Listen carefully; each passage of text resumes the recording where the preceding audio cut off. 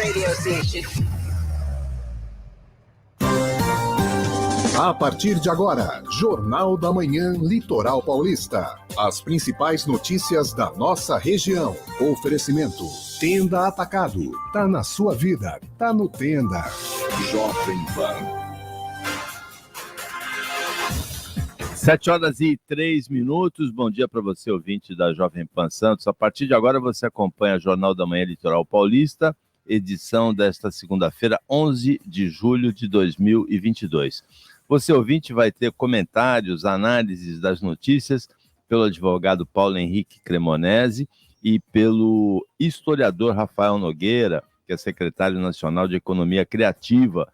Você, ouvinte, faz parte desse time, junto com o Paulo Henrique, junto com o Rafael. Manda para a gente opinião, manda para a gente informação por mensagem de texto para o WhatsApp 13997880966. Repita. 13997880966. Bom dia, Paulo Andrade. Bom dia, Paulo Schiff. Bom dia, Maria. Bom dia ao Cremonesi e aos ouvintes e telespectadores da Rádio Jovem Pan. Ô, Paulo, só para começar, hoje a gente não está no YouTube, só no Facebook, tá? Só no Facebook, então.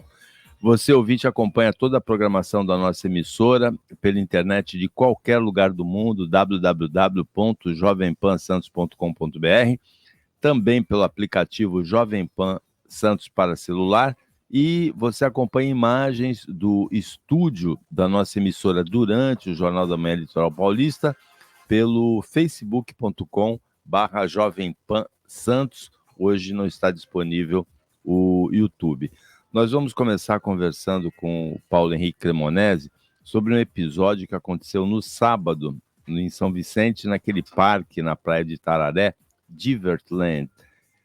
O parque promovia um teste da montanha-russa, um carrinho travou lá no alto com 4 funcionários. Eles disseram que escolheram os funcionários mais pesados da empresa para fazer o teste.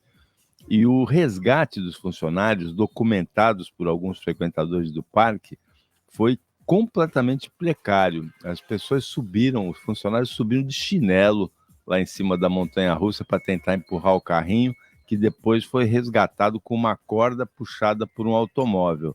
Sem equipamento de proteção individual, isso na noite de sábado. O certo seria os bombeiros comparecerem lá com uma escada Magiros. O próprio responsável pelo parque falou que se fossem frequentadores, seria dessa maneira que foi feito. Mas todo mundo viu o carrinho parado lá, funcionário de chinelo tentando empurrar o carrinho lá no alto da montanha-russa e depois resgatando com uma corda, um carro puxando o carrinho com uma corda, o carrinho travou na montanha-russa. Momentos de um certo pânico aí, não é, Paulo Henrique? Bom dia. Bom dia, Paulo Schiff, bom dia, Paulo Andrade, bom dia, Maria. Cumprimento todas as nossas ouvintes aí na pessoa da Maria, que está aqui no estúdio abrilhantando o nosso encontro. Uma boa e abençoada semana a todas. Paulo, eu particularmente não gosto de parque de diversões. Não gosto de montanha-russa, eu confesso, eu tenho bastante medo. E, por favor, que nenhum ouvinte aqui da região, da Baixada Santista, se sinta ofendido, que compreenda o que eu vou falar. Eu já não sinto confiança num grande parque. Num grande centro, um desses parques mais famosos que tem aí no Brasil. Jamais iria, com todo e máximo respeito ao empreendedor, por favor, não me leve a mal, jamais iria num parque aqui. E o evento teste, menos mal que foi um evento teste, mostrou a situação de precariedade, como você bem ressaltou. O funcionário que vai atuar num resgate tem que estar equipado, capacete, bota, macacão. É o mínimo que se espera. Então, se a gente tem lá naquele parque que fica na região de Campinas, uma história triste de um brinquedo quebrado que não foi consertado e uma criança caiu e o brinquedo estava há meses quebrado, o que imaginar que pode acontecer com um parque de menor estrutura física, né? Espero que vingue, espero que isso sirva de lição, que haja uma comunicação próxima da organização do parque com o Corpo de Bombeiros, e que se o parque realmente levar adiante aí a ideia de usar a montanha-russa, que ela ofereça a condição mínima de segurança para os usuários. Depois disso, ela foi totalmente lubrificada e vendeu 1.231 ingressos para o final de semana. Agora, além dos equipamentos de segurança individual que você citou, tem também aquela corda na qual o funcionário fica amarrado e em caso de queda ele não vai cair no chão, né? Tem que ter. Tem um nome específico para isso, eu confesso que eu não me lembro, mas os equipamentos de segurança, eles estão cada vez melhores. Então não há desculpa alguma para nenhum empreendedor não usá-los. Volto a insistir, não estou aqui a demonizar o empreendedor. Talvez seja uma visão antagônica que eu tenho em relação a esses parques. Eu tenho muito receio. Eu não gostaria, por exemplo, que um sobrinho meu frequentasse qualquer tipo de parque, né? Pelo menos eu os oriento para isso. Agora, veja, uma grande fonte de receitas do turismo no mundo todo são os parques, né? Parques temáticos e parques desse que tem atrações desse tipo. Nos Estados Unidos, por exemplo, são grandes parques, tem Disney também na Europa, em outros lugares do mundo, e aqui tem em Santa Catarina o Parque do Beto Carreiro, né? Os parques são uma grande atração de turistas, né? São, desde que eles sejam realmente bem estruturados, bem organizados. Nos Estados Unidos, se um parque de diversões tem uma lâmpada queimada, um amigo meu, aliás, o Rodrigo Marçal está por lá agora, né? Um amigo meu se deu o trabalho de ver isso. Uma vez ele estava num desses desfiles num dos parques temáticos e ele ficou o tempo todo procurando uma lâmpada queimada. Era a obsessão dele naquele momento e não achou. O que não se pode ter, e acontece no Brasil, infelizmente, é uma falta de cuidado com a segurança. Eu não sei o que passa pela cabeça dos brasileiros, tanto da iniciativa privada como da gestão pública, que a segurança não é uma prioridade. Infelizmente, quando eu falo segurança do trabalho, segurança na atuação. Posso estar errado, mas é o que eu presencio. Eu trabalho com sinistros, então eu vejo o quanto a falha de segurança é preponderante, né? E falo como quem tem a vida profissional atrelado a isso. Então essa falha de segurança, indiretamente, para mim é boa, né? Daí a honestidade. É um negócio muito triste o que acontece no Brasil, a desatenção com esse item importantíssimo. Olha, aí esse caso aconteceu em São Vicente, no sábado à noite. O segundo caso que a gente vai relatar também aconteceu em São Vicente, mas não é perseguição com a cidade, é que as coisas acontecem lá mesmo, né? Uma enfermeira pediu uma entrega de lanche de uma hamburgueria em São Vicente. A hamburgueria chama-se The Lounge Burger. O pedido veio em desacordo com a imagem do combo. Era um combo que tinha cebola, aquela anel de cebola, onion rings, né? Batata frita, hambúrguer e refrigerante. Na imagem, inclusive na notícia tem a imagem, o refrigerante é uma lata de 350 ml de Coca-Cola. Quando ela recebeu com uma garrafinha de 200 ml de Coca. Então ela tinha todo o direito de reclamar. Ela reclamou, o que aconteceu? 2 sócios da lanchonete foram até a casa dela, cancelaram o pedido dela e ameaçaram e ofenderam a moça, que é uma enfermeira. A imagem da propaganda, é bom a lanchonete saber, a imagem da propaganda pelo Código do Consumidor, ela vale como contrato, não é, Paulo Henrique? Vale como contrato, é um contrato informal. Ao contrário, eu costumava falar para os alunos na faculdade de Direito que a venda e compra de uma coxinha é um contrato absolutamente informal, rápido, mas é um contrato. Se as pessoas quisessem ali estabelecer uma forma escrita, poderiam. É um absurdo, mas é impraticável, mas poderiam. E a imagem veicula, a propaganda veicula o fornecedor, o produtor, e no caso, o que os donos da hamburgueria fizeram é absolutamente inaceitável. Da mesma forma que seria inaceitável se a consumidora, porque recebeu o produto errado em desacordo com o que ela pediu, fosse até o local, como já aconteceu, nós temos aí alguns casos, fosse até o local e agredisse funcionários, reclamasse de forma agressiva. Ela tem todo o direito de reclamar, ela fez pela via correta e os donos da hamburgueria agiram de forma completamente inapropriada, para não dizer outra coisa. Tem que tomar cuidado com o que se fala aqui ao microfone, publicamente, mas foi algo ao melhor estilo mafioso, ameaçar o consumidor que reclamou com razão. Então, é bom que os consumidores de São Vicente e região saibam de quem compram as coisas. Eu, por exemplo, jamais pediria, né, até depois você me passa o nome, por gentileza, para não correr o risco de pedir alguma coisa para essa hamburgueria. A hamburgueria se chama The Lounge Burger. E, assim, nessa linha também, em Itaém, nesse fim de semana, durante um churrasco, os consumidores descobriram larvas numa peça de carne comprada no Hipermercado Extra. O Hipermercado Extra é responsável por isso. Existe a responsabilidade do produtor, existe a responsabilidade do fornecedor, existe a responsabilidade daquele que comercializa o produto. Todos estão ali unidos na cadeia de responsabilidade. Então, os consumidores têm todo o direito de exigir a reparação civil por esse fato absolutamente lamentável. O hipermercado tem nome, tem tradição, erros podem acontecer, né? E espero que essa situação seja solucionada o mais rapidamente possível.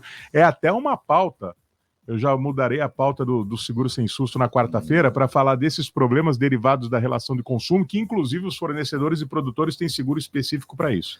Agora, veja, o que é importante da gente ressaltar aqui é que se o proprietário da lanchonete ou de algum outro estabelecimento comercial coloca uma imagem de propaganda de um combo, de um produto, essa imagem vale como contrato, né? Vale, e houve um caso de uma grande empresa em que ela errou a publicidade ofertada num de seus sites e o consumidor falou, olha, eu comprei baseado nisso aqui. Ela reconheceu o erro, ela ofereceu o produto muito abaixo, mas foi erro de digitação, e ela honrou o contrato.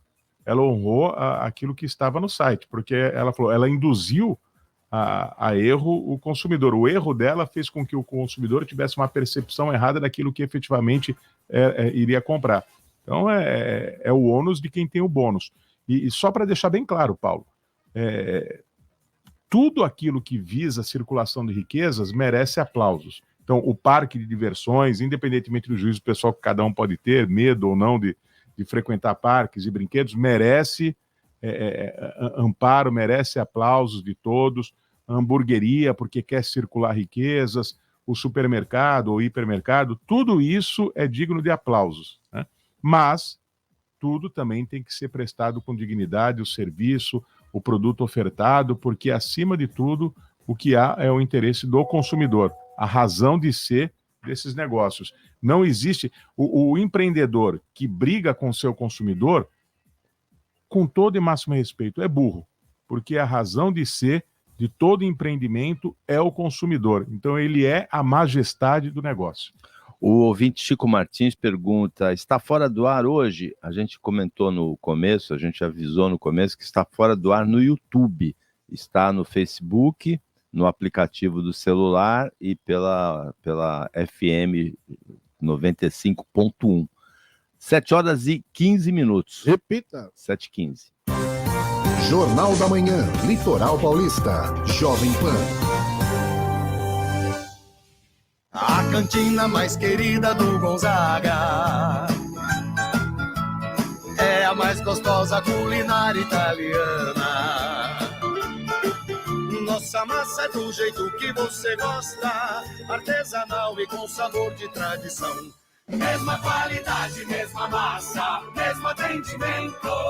Cabo Américo, e ainda tem o nosso estacionamento. Cabo Américo, Avenida Ana Costa, 404, Santos. Você é daqueles que não tem tempo para cuidar do crescimento da sua empresa? Então está na hora de conhecer a WorldCom Brasil, uma plataforma de negócios com múltiplas capacidades de atendimento, de planejamento estratégico até planos de expansão, passando pelo marketing. Ajudamos você a encontrar o melhor caminho para a sua empresa sem aquelas falsas soluções milagrosas. Se os seus negócios não evoluem mais, procure a WorldCom Brasil. Ligue 011 97425 6616 ou acesse wordcom.com.br. Quem mora na Baixada Santista já pode dizer uau. Está de volta o plano individual da Ana Costa Saúde, com ampla rede médica, telemedicina, descontos em farmácia e atendimento no Hospital Ana Costa, referência em qualidade. Tudo para você contar com o cuidado certo e a experiência de quem sempre esteve ao seu lado. Fale com o seu corretor ou ligue 0800 208 1010. Ana Costa Saúde Individual. É fácil, é para você e para sua família. É tipo, uau!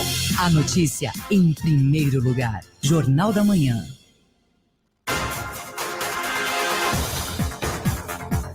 7h17. Jornal da Manhã, Litoral Paulista Economia, com o professor Adalto Corrêa de Souza Júnior, economista, diretor executivo da Associação Comercial de Santos. Olha, atenção no que o Adalto vai comentar hoje, que afeta o bolso de qualquer ouvinte da Jovem Pan Santos, afeta o bolso de todo mundo, que é o preço dos combustíveis, que tem sido bastante discutido aqui no Brasil nas últimas semanas, especialmente na última semana, depois que passou a vigorar a queda do ICMS. O barril de petróleo no mercado internacional caiu de $140 para $100 de março até o final de junho, começo de julho deste mês. Agora, na semana passada, havia duas previsões totalmente conflitantes, é esse o tema do Adalto. A previsão do Citigroup, do Citibank, né, da consultoria deles, era de que a queda continua e que o preço do petróleo pode chegar nas próximas semanas a $65. Já a previsão de outro grande banco, JP Morgan, que também tem no Brasil, inclusive presidido pelo santista José Berenguer, né? Santista de torcedor do Santos, o José Berenguer, o JP Morgan, a previsão é de que o barril de petróleo é catastrofista, a previsão. Pode chegar a $380 o barril se a Rússia confirmar o corte de 5 milhões de barris por dia de produção. Para onde a gente vai no petróleo, hein, Adalto? Bom dia. Bom dia, Paulo. Bom dia, Cremonese. Bom dia, ouvintes. Bom, vamos dividir aqui, Paulo, em duas partes, né? Porque acho que tem um pouco são apostas muito distintas, né? O mais fácil seria somar e dividir por 2, aí a gente chega na média. Mas vamos lá. Primeiro você tem a vertente do desabastecimento. O desabastecimento veio por conta da guerra, né? Então o preço sobe. Então você imagina que você tem uma demanda estabilizada e por algum motivo a oferta é reduzida, né? E isso está muito relacionado à guerra. O preço subiu e subiu assustadoramente. Do outro lado, eu vou chamar da vertente dos juros altos. Esses juros altos têm um motivo muito forte, porque nós estamos vivendo um período de inflação mundial. Então, a inflação está esparramada pelo mundo inteiro, em grande parte dos países que são produtores. E isso, quando você tem uma inflação alta, o combate tradicional a isso é a elevação da taxa de juros. E a elevação da taxa de juros reduz o consumo no futuro. Então, você imagina que os juros altos no presente e se mantendo no futuro vai reduzir demanda. Como o mercado precifica futuro, ele está falando o seguinte, então, no futuro, no presente, mas principalmente no futuro, a demanda de petróleo cai porque, com os juros altos, a demanda de tudo cai. E o petróleo é insumo para a produção de absolutamente tudo. Aí, então, você tem a previsão da queda de demanda. E, aliás, o preço do petróleo está caindo principalmente por conta dessa visão de futuro de inflação e redução de demanda. O Brasil está se aproveitando mais ou menos disso, porque o preço caiu no mercado internacional, só que o câmbio está alto, então o câmbio acaba anulando, né, esse ganho aí da queda do preço de petróleo.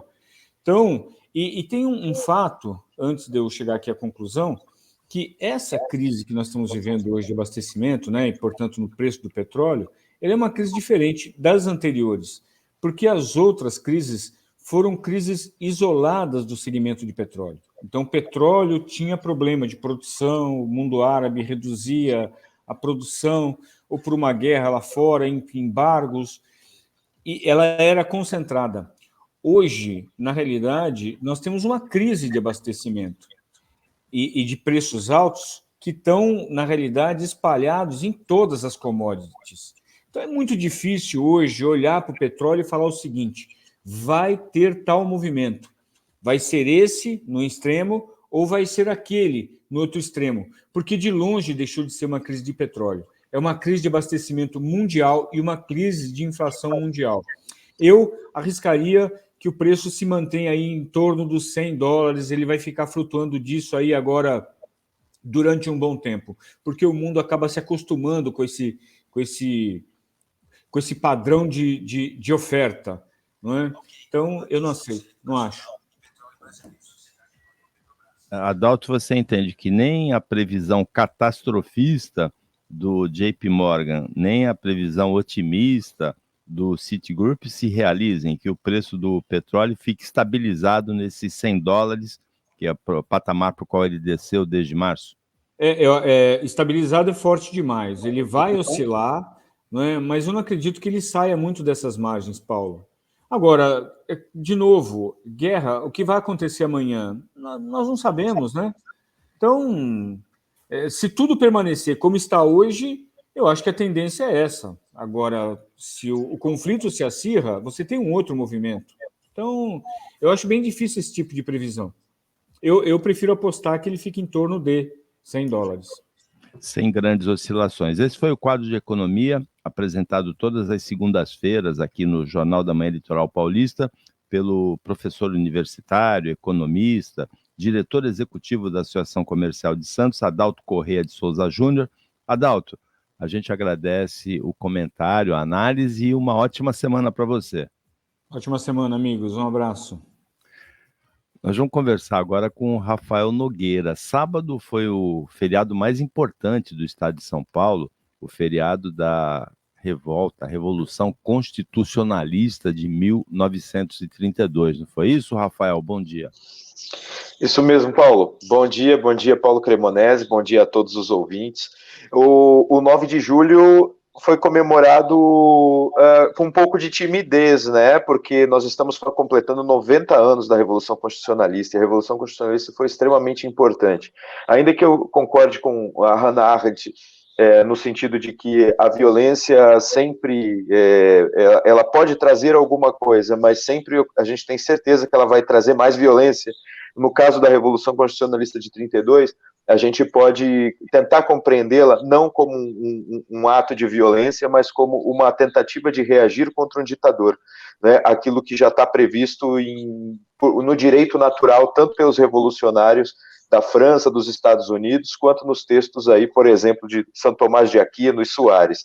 A rebelião contra um ditador acontece quando os paulistas, em 23 de maio, fazendo manifestação contra Getúlio Vargas, recém-impostado, que não cumpria a sua promessa de abrir uma constituinte e de impor o império da lei, e não de sua própria vontade.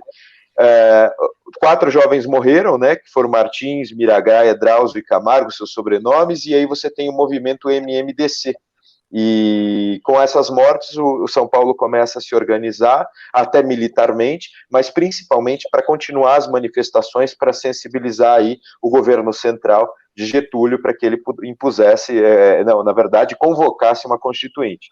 Não tendo convocado e a situação tendo piorado, então São Paulo entra em guerra, acreditando que se reuniriam consigo Rio Grande do Sul, Mato Grosso e Minas Gerais. O que acabou não acontecendo no final das contas. São Paulo se viu sozinho e em 3, 4 meses acaba derrotado, mas consegue fazer com que Getúlio, então, em 1933, convoque uma constituinte. A comemoração deve existir por quê, né, a meu ver?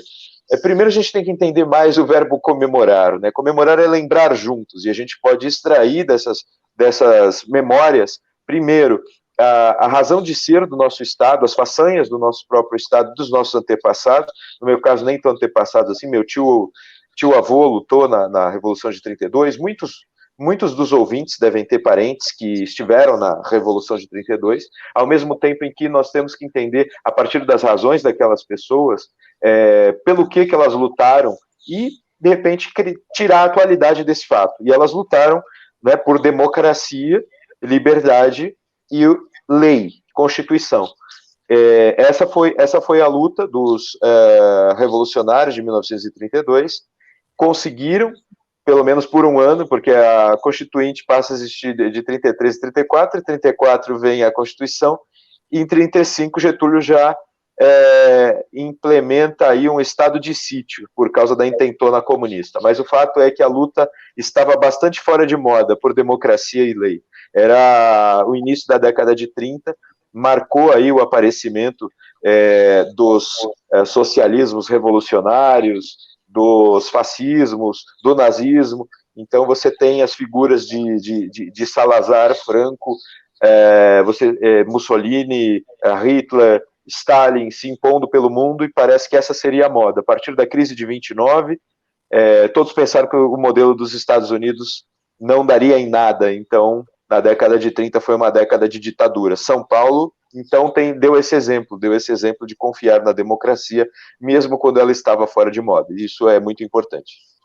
Eu concordo com o Rafael Cremonese. Essa luta pela Constituição é a mais importante de todas, né? É a mais importante, civicamente. Deixo aqui meu abraço ao querido Rafael Nogueira, é um dos expoentes aí do governo. Eu tenho muito orgulho de ser amigo dele, trabalha muito bem, acima das ideologias, né? E um trabalho que merece elogios e reconhecimento de todas as pessoas, independentemente de suas visões políticas.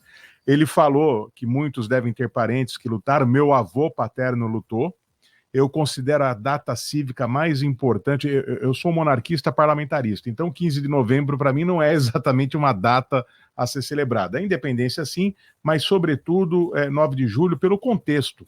Eu tenho muito orgulho dessa data. Quando eu era professor de Direito Constitucional, eu pedi para um grupo de alunos que fizessem trabalhos a respeito da data. As pessoas têm que conhecer, né, o 9 de julho, deve ser algo divulgado. Não foi, ao contrário do que eu escuto por aí, em outros estados da federação, não foi uma luta separatista. São Paulo não queria se separar da União. São Paulo queria que a Constituição fosse feita, que a lei fosse respeitada, que houvesse democracia no Brasil. Então é bastante simbólico, bastante significativo, e eu tenho muito orgulho dessa data. E foi uma vitória parcial, porque em 1933 houve a convocação de uma Assembleia Constituinte, como disse o Rafael. Foi, não, e Rafael disse muito bem, e tem outra coisa, uns aspectos subjetivos que nós temos que lembrar. Já existia a Faculdade de Direito de São Paulo, mas a partir daí surge realmente a Universidade de São Paulo. Então São Paulo perdeu, mas venceu, porque São Paulo não era até então o principal estado da federação, e eu falo aqui sem bairrismo algum.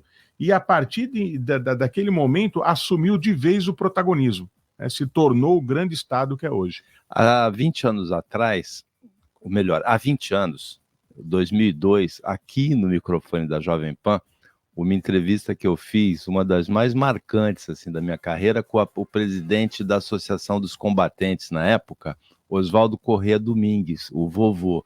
Eu perguntei para ele se tinha valido a pena lutar, ele falou que sim. Ele falou que naquela época a corrupção era exatamente a que era em 2002, era a época dos anões do orçamento, aquela do Collor, que tinha sido em 89, né? Mas que não tinha liberdade de comunicação. Ele falou que a liberdade de comunicação era a maior conquista, que tinha valido a pena lutar pela liberdade de comunicação. Ele ainda fez uma previsão que se confirmou depois. Ele disse assim, em 2002, aqui no microfone da Jovem Pan, hoje a gente identifica o corrupto, mas só a sociedade que pune. O anão do orçamento entra no restaurante, é vaiado e sai. Mas daqui a um tempo a justiça também vai punir o corrupto.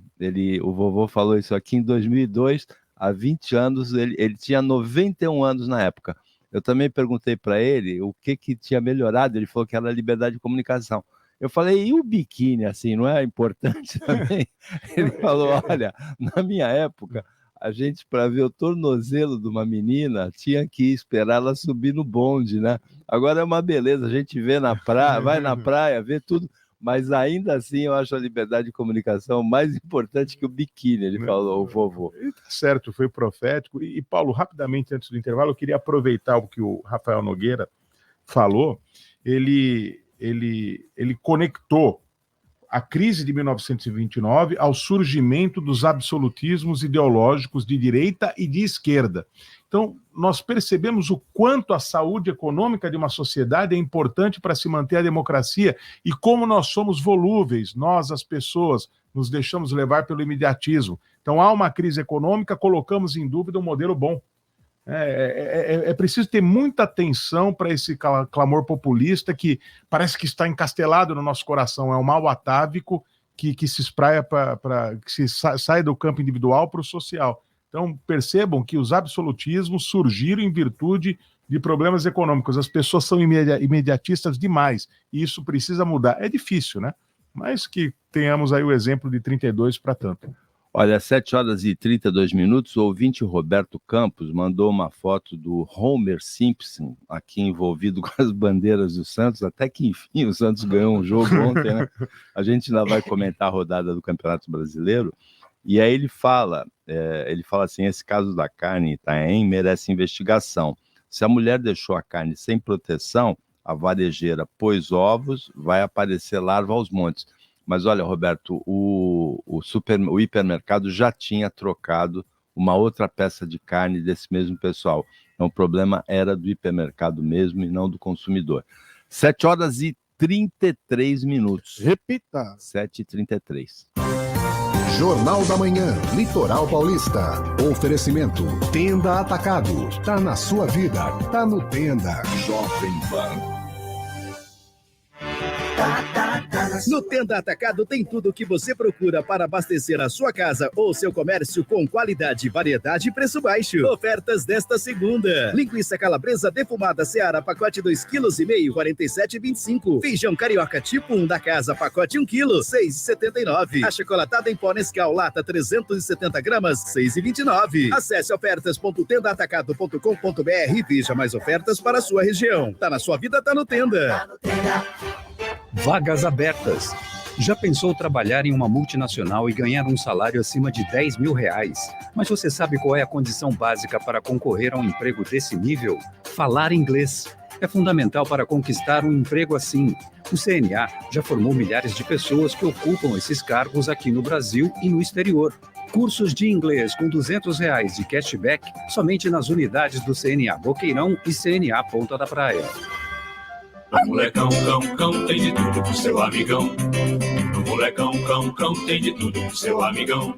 Quanto mais perto nossos pets estão de nós e quanto mais participam das nossas vidas, mais fácil fica de entender o que eles querem e do que precisam. Alimentação, higiene, estética, brincadeira, saúde, guloseimas e o lugar mais incrível e gostoso de conseguir tudo isso é aqui conosco no Molecão. Pet Shop Molecão, Rua Ricardo Pinto, 89, fone 3227-5249. A Verzel é especialista no desenvolvimento, implantação e manutenção de aplicativos móveis, multiplataformas, nativos ou híbridos, usando as melhores práticas e ferramentas do mercado, independente do seu modelo de negócio. Deixe nossa expertise ajudar você e sua empresa. WhatsApp 11 93292 3563. Verzel, superando as expectativas. www.verzel.com.br. A notícia em primeiro lugar. Jornal da Manhã. 7h35. Você, ouvinte da Jovem Pan Santos, acompanha o Jornal da Manhã Litoral Paulista. Você participa por mensagem de texto, WhatsApp, para 13 997880966. Manda pra gente opinião, manda pra gente informação. Repita. 13 997880966. Paulo Henrique, há um tempo atrás, Cremonese, um ouvinte da Jovem Pan, ele pediu para a gente ver com o Fifi, que é comentarista aqui na quarta-feira, presidente da CET de Santos, qual é a regulamentação para transporte de botijão de gás em motocicleta, que ele está preocupado, ele acha que pode acontecer uma tragédia. Quase aconteceu uma tragédia no sábado em São Vicente.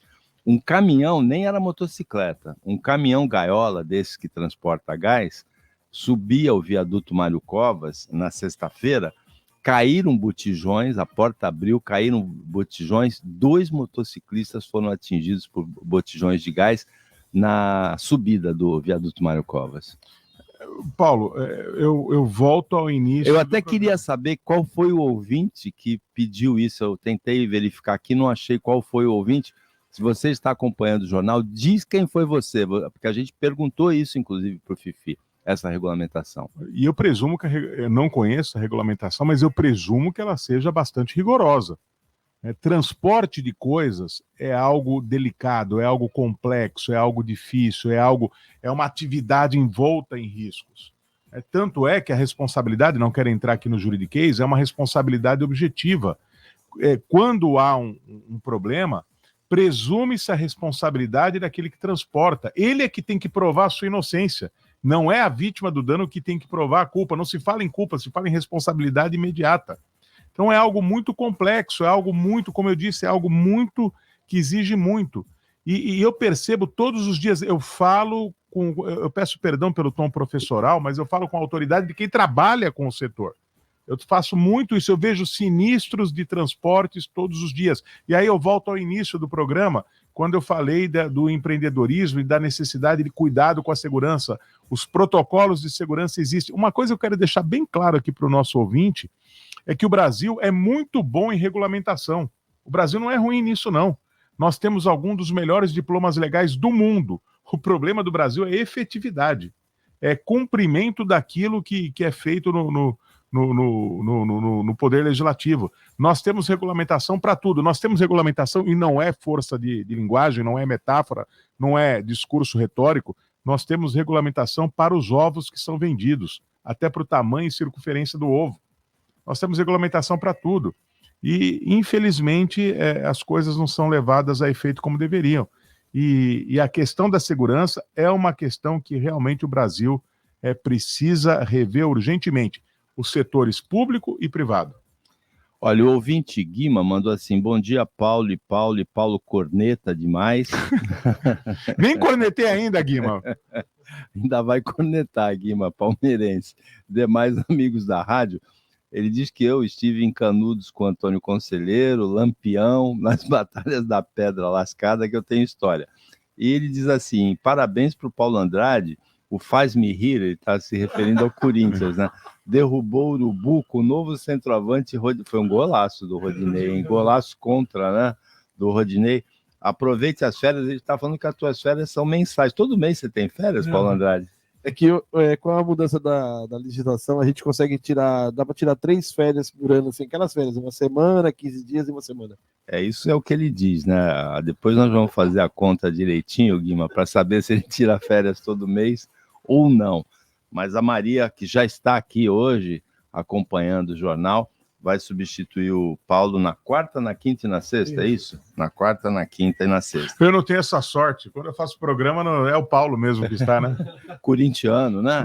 Olha, domingo, ontem, foi o dia da pizza. Eu vou voltar a dizer aqui, a gente tem muito orgulho de ter o patrocínio do Babo Américo, e a pizza de champignon do Babo Américo, nem na França, país do champignon, nem na Itália, país da pizza, tem uma pizza melhor que a de champignon do Babo Américo, hein? Paulo Henrique, reconheça isso. Ela é tão boa, que uma das advogadas do escritório, que morava em Santos na juventude, aí foi para São Paulo, casou, tem sua família lá, ela, quando veio visitar o escritório, ela fica na unidade de São Paulo, ela fez questão de ir ao Babo Américo para comer a pizza.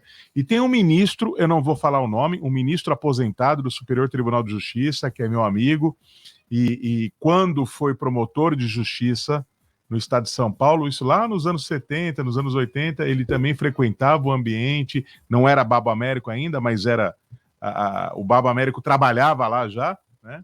Não como dono, mas já era um dos participantes ativos, um dos protagonistas, e a pizza ele adorava e manteve a qualidade, até melhorou.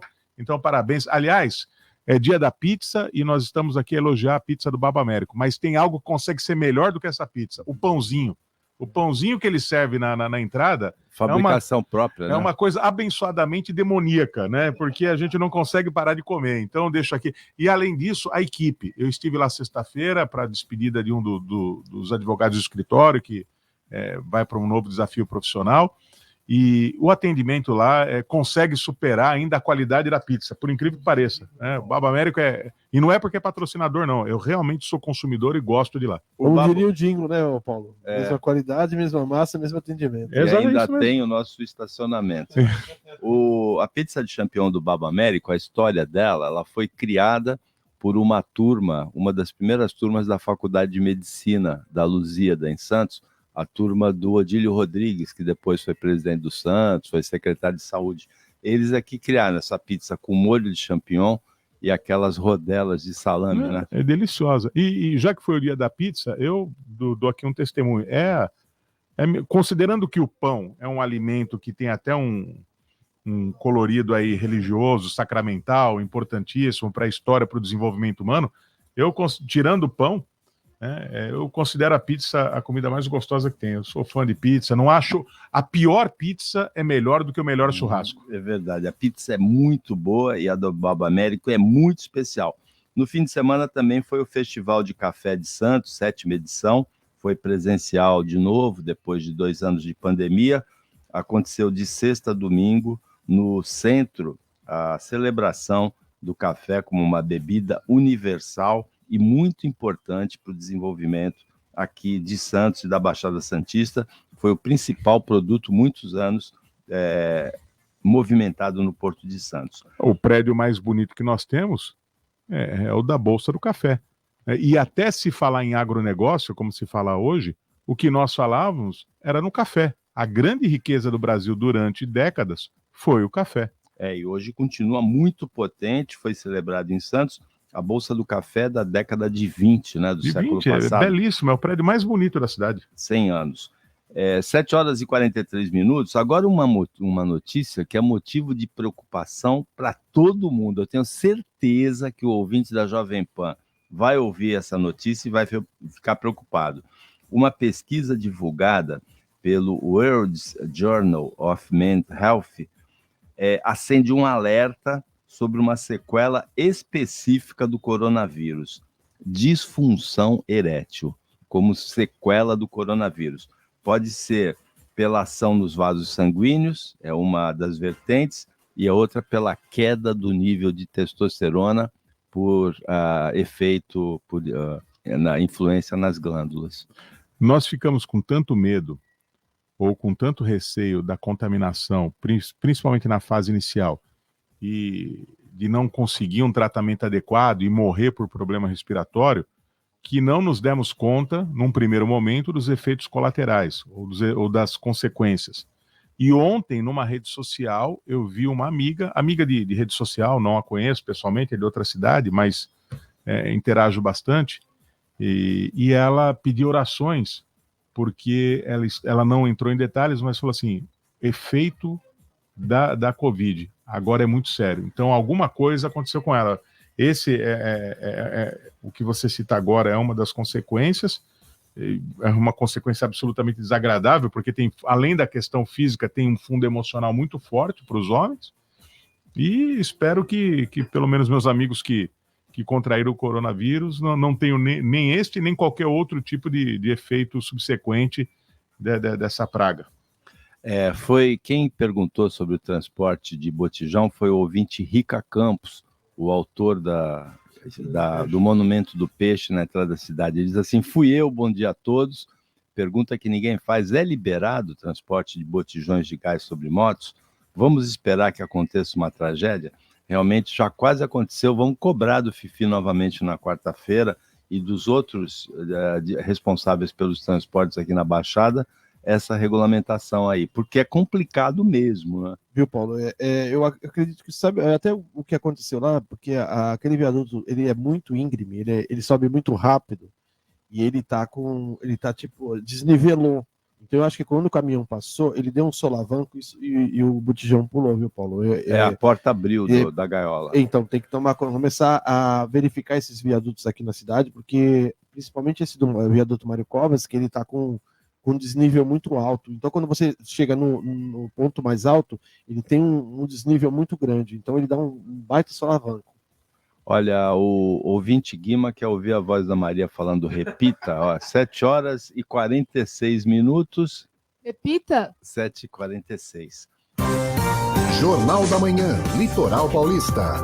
Oferecimento, Tenda Atacado. Tá na sua vida, tá no Tenda. Jovem Pan.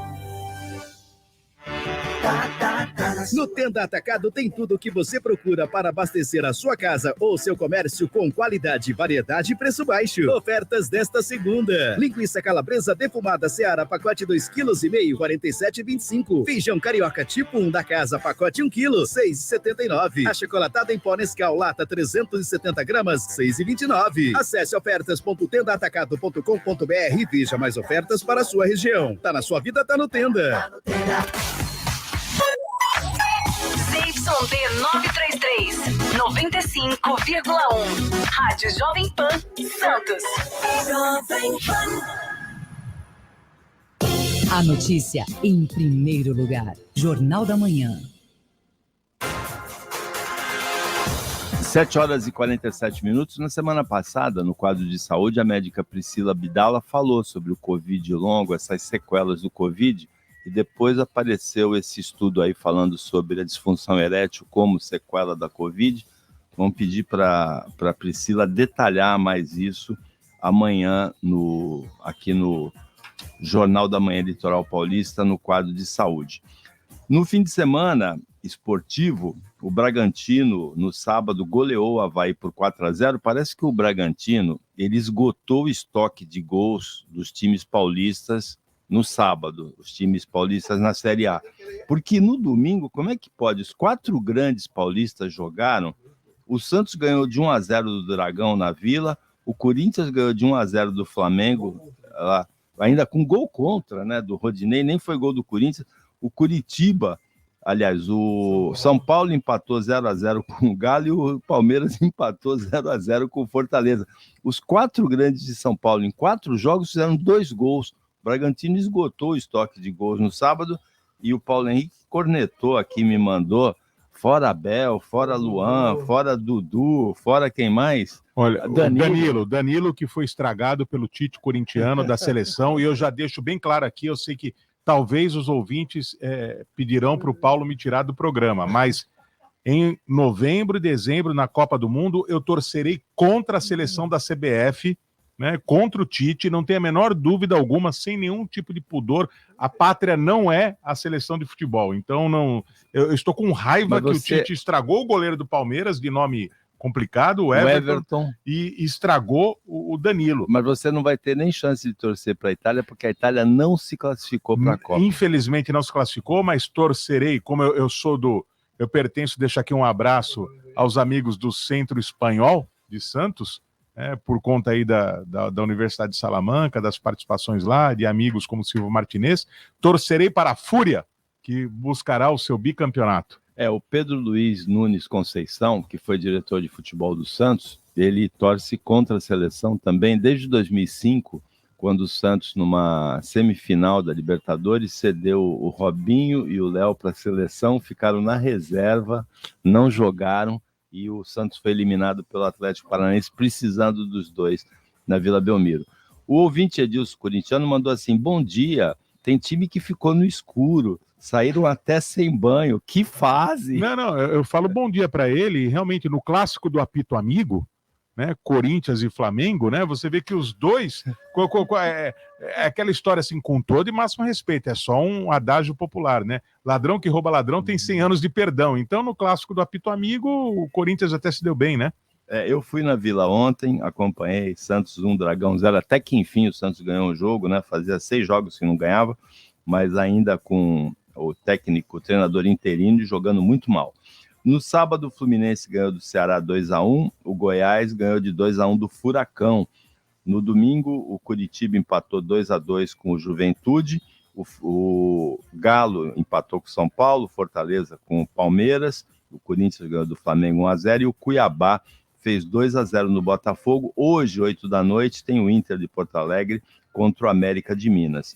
Na tabela, o Palmeiras tem 30 pontos, é o líder, o Corinthians encostou, tem 29, o Galo tem 28, Fluminense e Furacão, quarto e quinto, tem 27, o Inter tem 25, joga hoje, pode assumir a terceira posição, o São Paulo tem 23, o Santos em oitavo tem 22.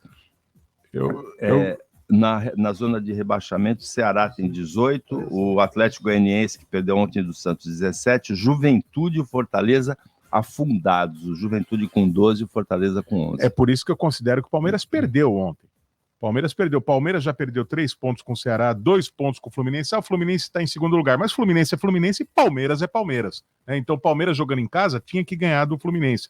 Perdeu 2 pontos com o Atlético, com o Goiás, Ceará, mas jogou com o Ceará, perdeu 3. Então, se contar os pontos perdidos do Palmeiras, é que nós palmeirenses, queremos acreditar que a estratégia é priorizar a Copa Libertadores da América, onde o Palmeiras faz história, é o maior clube brasileiro na Libertadores da América, maior participação, maior número de gols. Rony passou o Pelé. Rony Gol passou... Eu sinto até vergonha de falar isso. Rony Gol passou o Pelé. Em número de gols, o Palmeiras tem ido muito bem. Então, eu quero acreditar nisso, mas estou muito descontente. A corneta está tocando. E se o Abel não ganhar a Libertadores da América, a situação vai ficar muito difícil. Se ganhar a Libertadores da América, basta o Flamengo não ganhar o Campeonato Brasileiro para não encostar no Palmeiras em relação aos títulos. Aí quem ganhar, ganhou. Não tem importância. Agora tem que ganhar a Libertadores da América. No Grande Prêmio da Áustria, na casa da Red Bull e também na casa do Verstappen, né? Quem ganhou foi o monegasco Leclerc, né, da Ferrari. O Verstappen ficou em segundo, o Hamilton e o Russell da Mercedes fizeram o terceiro e o quarto lugar. O Verstappen, o Leclerc teve o fim de semana perfeito e deu uma encostadinha, assim. O Verstappen continua liderando o campeonato com 208 pontos, o Verstappen da Red Bull, Leclerc da Ferrari em segundo, 38 pontos atrás, tem 170. O Pérez, mexicano da Red Bull, tem 151, e o Sainz Júnior da Ferrari, os quatro dominam o campeonato, ele tem 133. No tênis é interessante, os Estados Unidos são o país que tem mais tenistas ranqueados, a Inglaterra cedia o Wimbledon, organiza o Wimbledon, que é o torneio mais importante do mundo, realizado na grama, mas não teve nas finais masculinas e femininas nenhum tenista dos Estados Unidos, nenhum tenista do Reino Unido. O sérvio Novak Djokovic fez 3-1 no australiano Nick Kyrgios, 3-1 de virada, e conquistou o 21º Grand Slam dele, o 7º em Wimbledon, ficou a 1 do recordista Federer, que tem 8. E no feminino, a cazaquistanesa, Kazakh, né, que é como se fala, Kazakh, Helena Rybakina fez 2-1 na tunisiana Ons Jaber e conquistou o torneio. A Rybakina, na verdade, ela é nascida na Rússia, mas ela disputa pelo Cazaquistão, é naturalizada cazaquistanesa. 7h54. Jornal da Manhã, Litoral Paulista. Política, com cientista político, diretor do IBESP, Marcelo de Giuseppe. O Marcelo de Giuseppe vai falar sobre o assunto mais comentado na semana passada e que vai ser comentado também nessa semana, porque a votação na Câmara amanhã, a proposta de emenda constitucional que reajusta o benefício do Auxílio Brasil, institui outros auxílios, e que é acusada de furar o teto de gastos, de ser eleitoreira, de ter rasgado a Constituição pelo estado de emergência. Qual é a visão que o Marcelo de Giuseppe tem dessa PEC? Bom dia. Bom dia, Paulo. Bom dia, professor Rafael. Bom dia, Paulo Cremonese e todos os ouvintes da Rádio Jovem Pan, Paulo Andrade. Paulo, na verdade é o seguinte, né? A proposta de emenda constitucional, ela tem o problema de estourar o teto, só que tem um outro detalhe, né? A lei que prevê, que proíbe auxílios durante o ano eleitoral, ela também prevê em casos de urgência e calamidade pública. E é por aí que o governo está andando, é por aí que o relator Fernando Bezerra, que é o senador de Pernambuco, ele fez quer passar essa emenda constitucional. Ela tem grande probabilidade de passar, Paulo, porque o que acontece é que dificilmente senadores e deputados votem contra alguma coisa que é algum tipo de auxílio. Minha opinião pessoal, eu sou contra esse tipo de auxílio. Isso atrapalha até a cabeça da população brasileira. Para que você tenha uma ideia, Paulo e nossos ouvintes, existe uma pesquisa mundial que ocorre todos os anos, que é o World Giving Index, onde mede o quanto as pessoas trabalham, são solidárias umas com as outras. O Brasil está no número 54 da lista de todos os países do mundo. E aí você fala, o problema é que o Brasil é um país pobre, por isso que as pessoas não ajudam outras pessoas, não participam de benemerência. Ocorre que na frente da gente tem países como a Nigéria, como o Quênia, que são muito mais pobres. E por que o brasileiro não é uma pessoa solidária? Porque ele delega ao Estado a fazer isso. Tá? Ao invés de você dar R$10 para uma pessoa que passa fome na rua, você fala para ele, olha, vai lá na assistência social no CRAS da cidade e pede auxílio, porque eu já pago o meu imposto para ele. O brasileiro acostumou a delegar tudo ao Estado. Eu sou totalmente contra isso. Eu sou a favor do auxílio de forma momentânea do Auxílio Brasil, que é o novo Bolsa Família. O valor é excessivo, eu também concordo que é excessivo, e eu acho que tem que ter um período, e isso, infelizmente, a gente sabe que no Brasil ele não acaba tão simplesmente assim, porque de repente vai continuar, vai ficar de forma contínua. Agora, Paulo, a situação se é eleitoreira. Nós temos aqui vários profissionais hoje falando na rádio. O meu desejo é manter a minha empresa aberta, manter trabalhando, todo mundo aqui em cima fazendo pesquisa. O seu interesse é continuar trabalhando, do professor Rafael também, do Paulo continuar também trabalhando. A mesma forma o político. Toda ação que o político faz, não importa qual é feita, ela está sempre olhando uma próxima eleição. Ele está sempre fazendo isso, é sempre uma ação pensando em eleições. Então, o que eu acho, Paulo, que também isso tem uma capacidade muito pequena de mexer com a cabeça das pessoas, porque da mesma forma que tem gente que aprova isso, que vai receber o benefício, tem muita gente que reprova, que vai reclamar de ter que pagar, porque também tem isso, né? Amanhã ou depois, se não tiver suporte financeiro, vai ter que aumentar impostos. Mas a grande possibilidade é realmente de ser aprovado. E para terminar, Paulo, pizza é marguerita e marinara. Nada mais do que isso. Por favor, Paulo Cremonese, rasgue o seu passaporte italiano. A pizza de marguerita, como a de mussarela, é uma delícia mesmo, né? Não, eu sempre peço a pizza de marguerita. A única pizza diferente que eu gosto, e não é brincadeira, é essa do Babo América, e gosto também de calabresa. De pizza de mussarela com calabresa. Mas a minha favorita é marguerita. Ele está absolutamente certo, José. Gol contra vale, viu, Paulo? Só um detalhe. Por sinal gol que roubado não, agora gol contra vale. Foi um golaço contra, né? Aliás, o gol que acho que foi Leandro, né? Que o Leandro, o zagueiro do Flamengo, fez. Rodinei.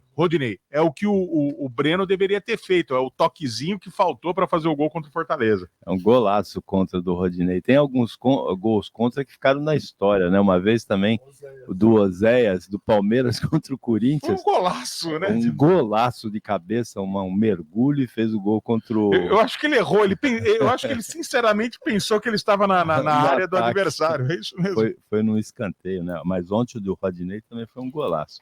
7h59, 1 minuto para as 8 da manhã. Esse foi o quadro de política, apresentado todas as segundas-feiras aqui no Jornal da Manhã Litoral Paulista, pelo cientista político Marcelo de Giuseppe, diretor do IBESP.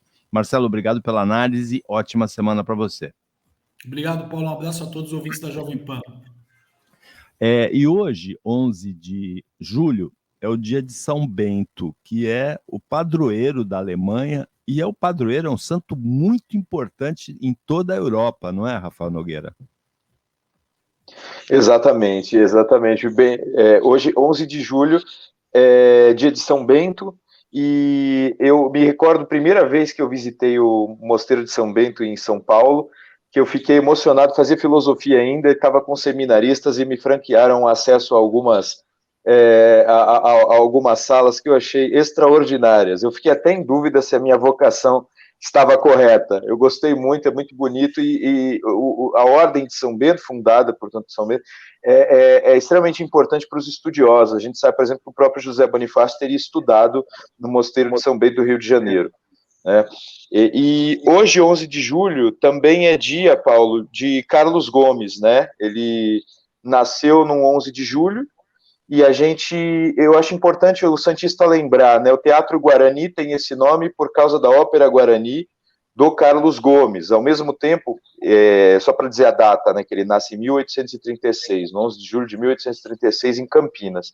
Ao mesmo tempo em que Santos não conseguiu, digamos assim, reverenciar, né, o maestro ainda em vida. Mas é interessante saber qual a relação dele com Santos. Primeiro que, depois de um tempo de muita dificuldade, ele tinha 25 irmãos, ficou órfão de mãe muito cedo, e ele decidiu, de um dia para o outro, depois de ter aprendido música, ele com seus irmãos formavam uma grande banda, ele decidiu, falou para um dos irmãos mais velhos, eu vou para Santos.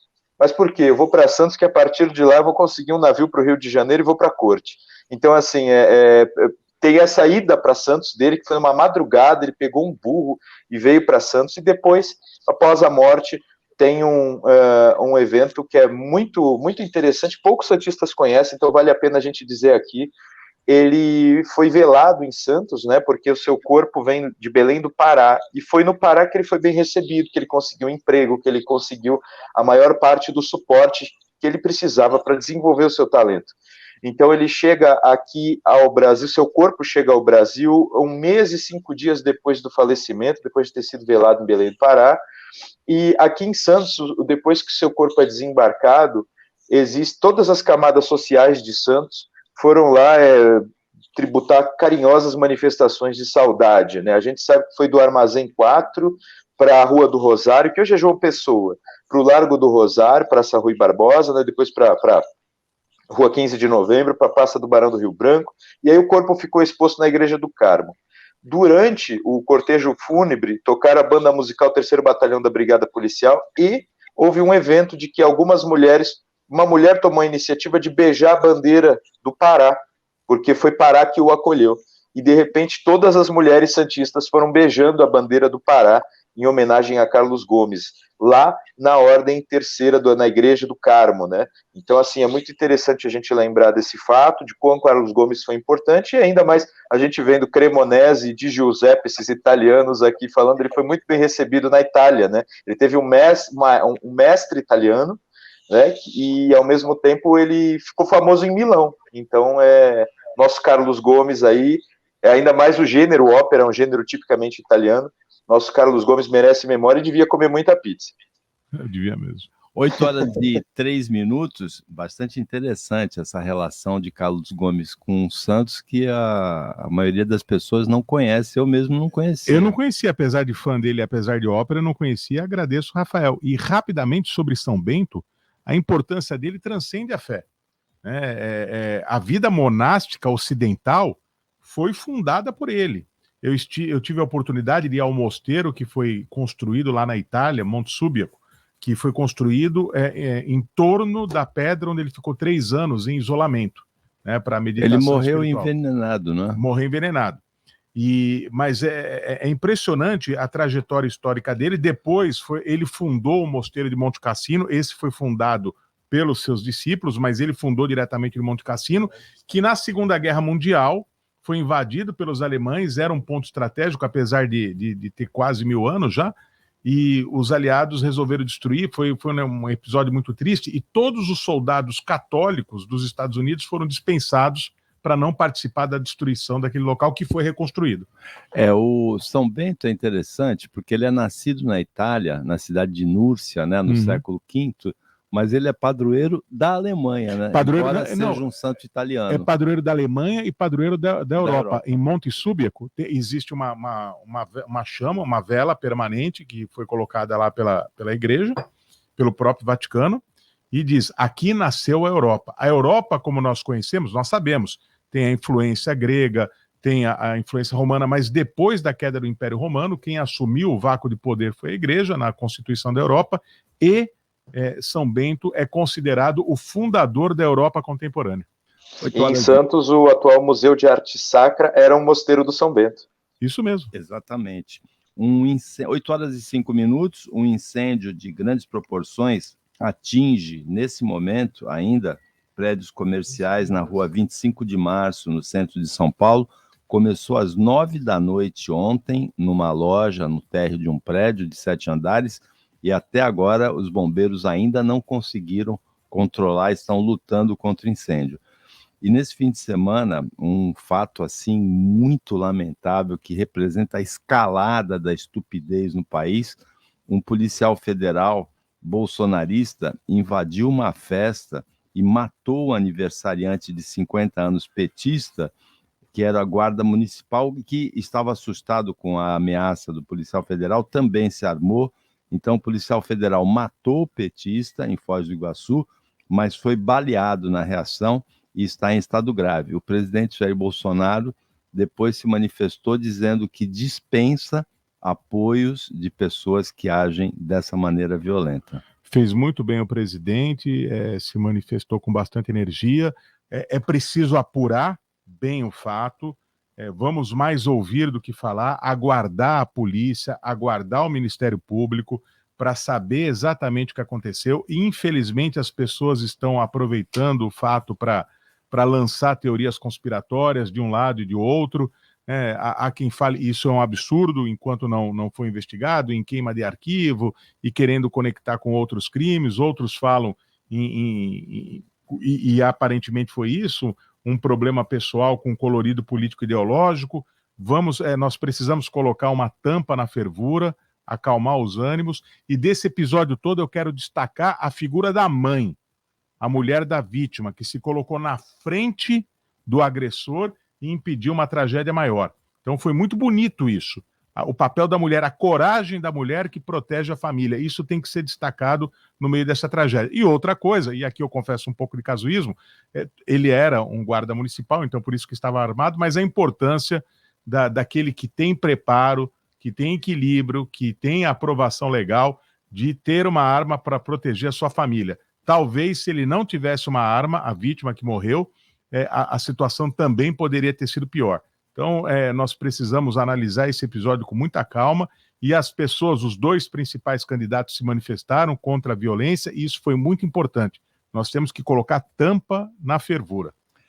Chegamos ao final do Jornal da Manhã Litoral Paulista, edição desta segunda-feira, que teve como comentaristas o advogado Paulo Henrique Cremonesi e o historiador Rafael Nogueira, secretário nacional de Economia Criativa. Tivemos o quadro de economia apresentado pelo professor Adalto Corrêa de Souza Júnior, o quadro de política apresentado pelo cientista político Marcelo de Giuseppe. Tivemos o Paulo Andrade operando a mesa de áudio, a Maria participando, e tivemos principalmente audiência, carinho, companhia e muita participação do ouvinte da Jovem Pan Santos. Para você, ouvinte, até amanhã, nesse mesmo horário das 7 da manhã, e uma ótima semana para você, que você merece. Você ouviu Jornal da Manhã Litoral Paulista. Oferecimento.